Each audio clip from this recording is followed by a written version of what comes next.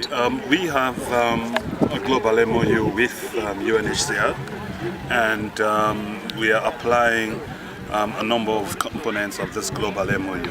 One which is that WFP caters for the food needs of every registered refugee. In this case, in Tongogara camp, as you know, there are about 9,000 refugees. We provide their food needs, but we do it by providing monthly cash to every registered refugee, so they would have the opportunity to decide on their choice of food on a regular basis. We give them $13 per person per month. And that is based on the normal in-kind food basket, which comprises cereals, pulses, vegetable oils, and in some cases micronutrient high super cereals. Using the local market prices, we calculated that to determine what would be the cash equivalent of the food basket. And then still on that, on the cash crisis, I mean on the cash supplements, there have been reports that it's not enough. They've been clamoring for more. What are you doing as WFP? Well, let's be honest. Even if we were to provide the food in kind, we would still be receiving the same issue. Now, we have to recognize that there are gains and losses, pros and cons, when you determine the modality of assistance.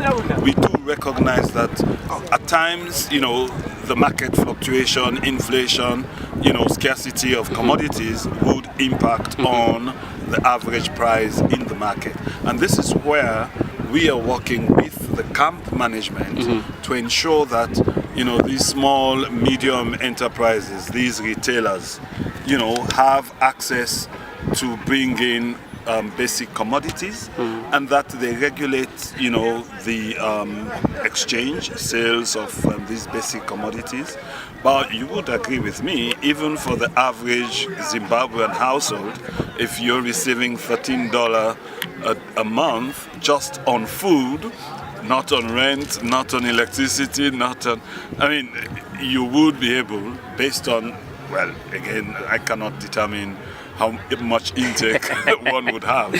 But these are things which we do on a regular basis. Every other month, we do market price assessments to adjust on the... We started off with about $10 per person. Today we are giving $13, So we take into account inflation, we take into account, price increases to adjust. But we would not be able to do that every month. And then there is the issue which was raised by VP Mnangagwa, where he was saying the Rwandese, they have to go back to their country and whatnot. What's your position on that? I would not comment much on that because WFP's involvement with refugees is linked to the global MOU that we have with UNHCR.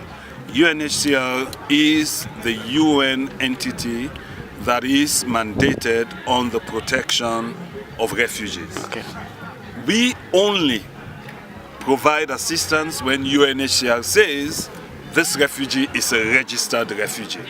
We would not provide assistance to any asylum seeker who is not registered by UNHCR as a refugee. So we would not be able to comment on that. The status is determined by UNHCR in consultation with the host government. So whatever UNHCR and the host government come up with, we would then have to apply our partnership with UNHCR on that. For these and other stories, visit our website www.263chat.com. Follow us on Twitter @263chat and like our Facebook page 263chat.